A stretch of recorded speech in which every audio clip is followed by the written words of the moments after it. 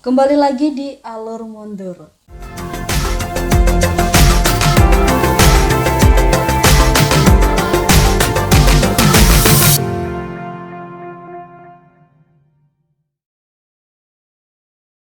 Pembahasan kita kali ini adalah tentang sejarah TNI.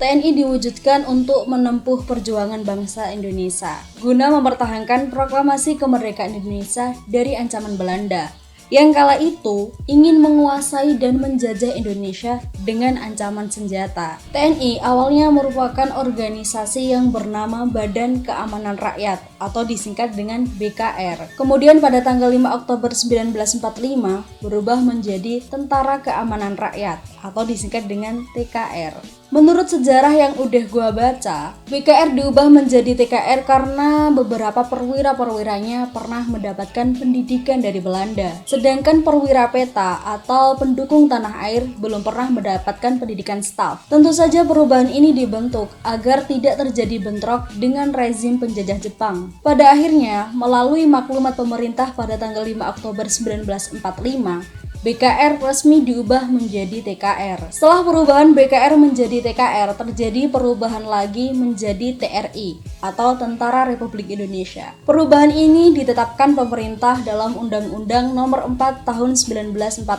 yang didasari dengan banyaknya laskar-laskar perjuangan dan badan bersenjata yang dibentuk oleh rakyat Indonesia di masing-masing daerah. Karena itu pemerintah mengesahkan bahwasanya organisasi militer satu-satunya yang ada di negara Republik Indonesia adalah TRI. Pada tanggal 15 Mei 1947, Presiden Indonesia mengeluarkan penetapan tentang penyatuan TRI dengan Badan Laskar Perjuangan dan menjadikannya ke dalam satu organisasi tentara. Untuk menghindari kesalahpahaman antara TRI dengan Badan Perjuangan Rakyat yang lain, pada akhirnya Presiden Soekarno meresmikan penyatuan tersebut pada tanggal 3 Juni 1947 dan merubahnya menjadi nama TNI atau Tentara Nasional Indonesia. Presiden juga menetapkan susunan tertinggi TNI, yaitu Panglima Besar Angkatan Perang Jenderal Sudirman beserta para anggotanya. Dalam ketetapan ini juga menyatakan bahwasannya semua angkatan perang dan satuan laskar yang menjadi TNI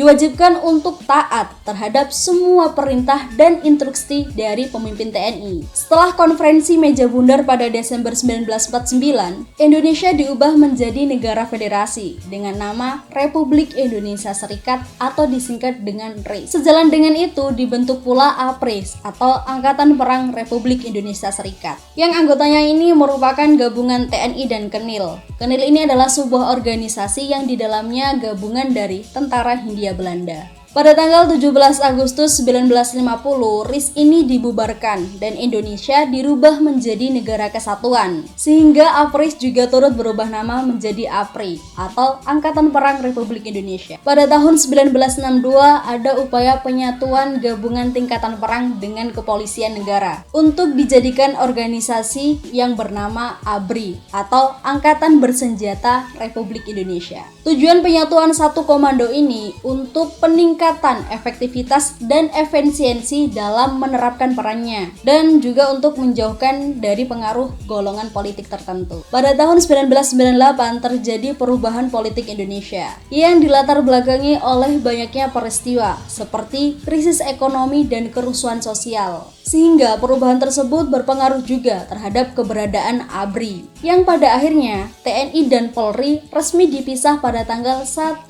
April 1999 dan dijadikan institusi yang berdiri sendiri. Sebutan ABRI sebagai tentara dikembalikan namanya menjadi TNI dan Panglima ABRI pun dijadikan sebagai Panglima TNI. Setelah terjadi banyak sekali perubahan, sampai detik ini nama TNI tetap bertahan dan berkiprah. Selamat hari jadi TNI yang ke-76. Semoga TNI semakin maju dan semakin penuh pengabdian kepada rakyat dan NKRI. Bersama rakyat, TNI kuat. Oke, itu tadi sekilas tentang sejarah TNI yang udah gue jelasin guys. Jangan lupa buat kalian yang baru aja mampir di channel ini, langsung aja klik subscribe dan aktifkan loncengnya supaya kalian mendapatkan notifikasi terbaru dari video channel kami. Jangan lupa buat yang lain juga di like, share, and comment. Sampai jumpa di next video and bye-bye.